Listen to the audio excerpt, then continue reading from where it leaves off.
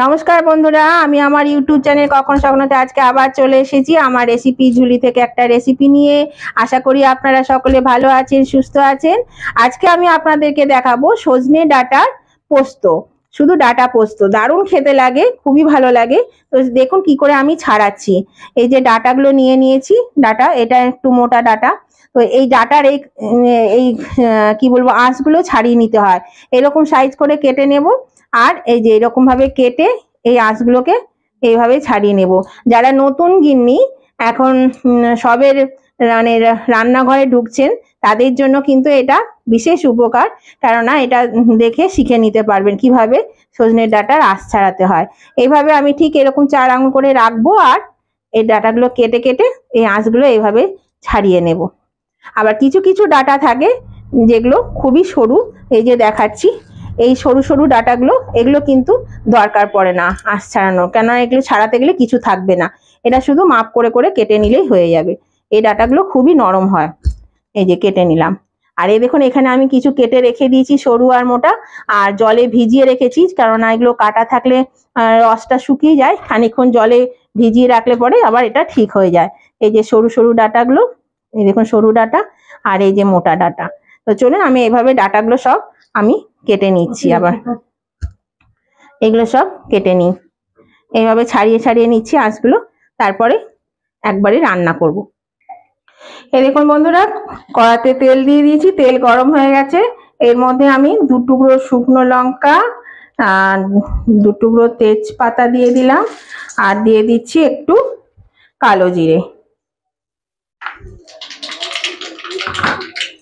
এবার আমি এর মধ্যে ডাঁটাগুলো দিয়ে দেব।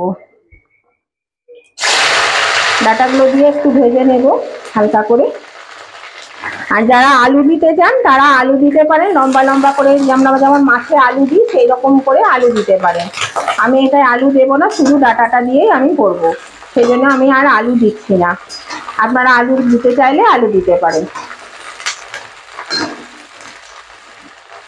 এটা নেড়ে নিয়ে একটু হালকা ভেজে নিই।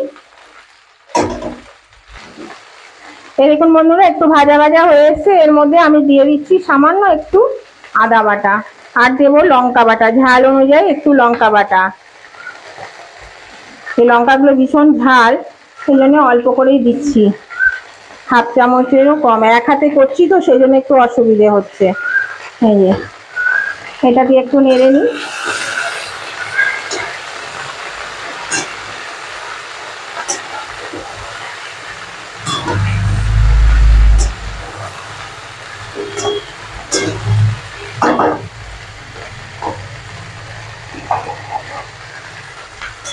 আর এখানে আমি নিয়েছি এই চামচের 4 চামচ পোস্ত আর 1 চামচ সর্ষে বাটা। এটা আমি এবার দিয়ে দিচ্ছি এর মধ্যে।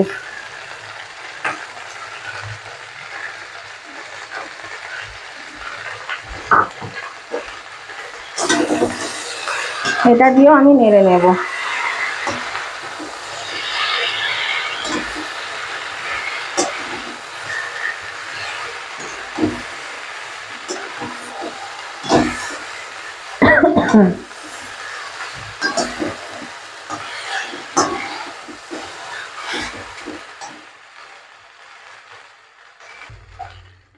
এবার আমি এর মধ্যে দিয়ে দেব পরিমাণ মতো নুন। এই 2 চামচ ছোট চামচ, এই চামচের মানে 2 চামচ দিলাম, তার মানে 4 চামচের 1 চামচ। আর এই হলুদ দিয়ে দিলাম একটু, আর দিচ্ছি এই যে পোস্তর বাটিটা ধুয়ে একটু জল।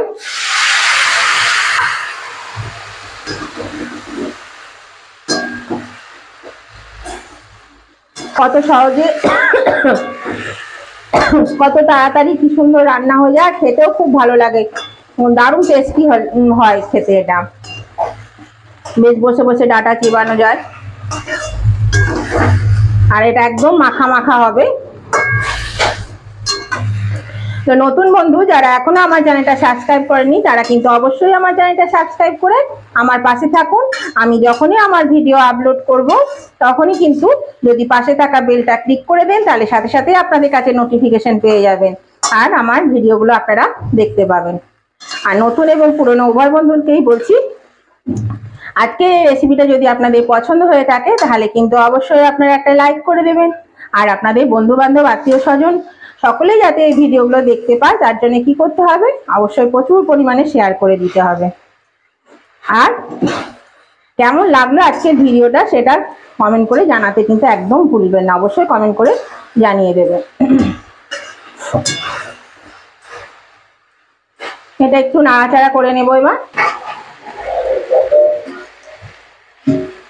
এখানে সামান্য একটু চিনি দিয়ে দিলাম, নুন নয় সরি চিনি দিয়ে দিলাম। একটু মিষ্টি দিলে খেতে কিন্তু ভালো লাগে, টেস্টটা ভালো হয়। দেখুন এটা বেশ ভালো করে কষানো হয়ে গেছে। বেশি ঝাল আবার দেওয়া যাবে না, আমার ছেলে আবার এটা খেতে খুব পছন্দ করে। ঝাল হয়ে গেলে তখন আবার খেতে চাইবে না, ঝাল খেতে পারে না। অবশ্য অন্য খাবারের বেলায় তখন ঝাল খাবে, চিলি চিকেন ফুচকা এসবের সময় খুব ঝাল খেতে পারে, তরকারির সময় ঝাল খেতে পারে না। এর মধ্যে আমি এবার জল দিয়ে দিচ্ছি। এই যে বাটি ধোয়া জলটা দিয়ে দিলাম পোস্তর।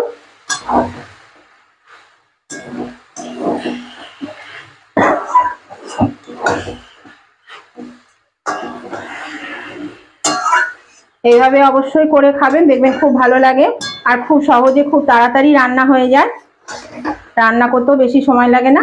আর যারা আলু খেতে পছন্দ করেন আলু দিতে পারবেন, তারা আলু দেবেন, কেননা সবাই তো আলু খেতে পারে না, সুগারের পেশেন্টটা, সেই জন্য আলুটা আমি সবসময় দিই না। আমি নিজেই একটা সুগারের পেশেন্ট, আমি এই জন্য শুধু সজনে ডাঁটাটা দিয়েই করছি। আমার এক এক সময় দিও ভালো লাগে খেতে, অন্যরা কেন খাবে না। এর মধ্যে আমি আরেকটু জল দিয়ে দিচ্ছি। এই দেখুন বন্ধুরা আমি জল দিয়ে দিয়েছি। এই যে এই জলটুকু লাগবে, কেননা সেদ্ধ হবে। সিদ্ধ হতে ডাঁটাটা যতক্ষণ সিদ্ধ না হচ্ছে ততক্ষণ আমি ঢাকা দিয়ে আঁচটা কমিয়ে রেখে দিই। ঢাকা দিয়ে দিলাম, আঁচটা একটু কমিয়ে দিলাম, মিডিয়ামে দিয়ে দিলাম। এই দেখুন বন্ধুরা ঢাকাটা আমি খুলে দিচ্ছি। এই দেখুন এটা হয়ে গেছে, কি সুন্দর হয়েছে দেখুন, কালারটা কত ভালো লাগছে দেখতে। আর সব ডাঁটা সেদ্ধ হয়ে গেছে, এই যে দেখাচ্ছি, এই দেখুন সেদ্ধ হয়ে গেছে। মোটা ডাঁটাগুলো সেদ্ধ হয়ে গেছে, মানে সরু ডাঁটাগুলো তো সেদ্ধ হবেই। এটা আমার হয়ে গেছে, আমি এবার এটা নামিয়ে নেব। এই যে দেখায়, এই দেখুন ছেড়ে, এবার কি হবে, এই যে এই দেখুন এবার বেশি সেদ্ধ হলে আবার একদম ছেড়ে ছেড়ে যাবে। আমি গ্যাসটা অফ করে দিলাম, এবার আমি এটা নামিয়ে নিচ্ছি।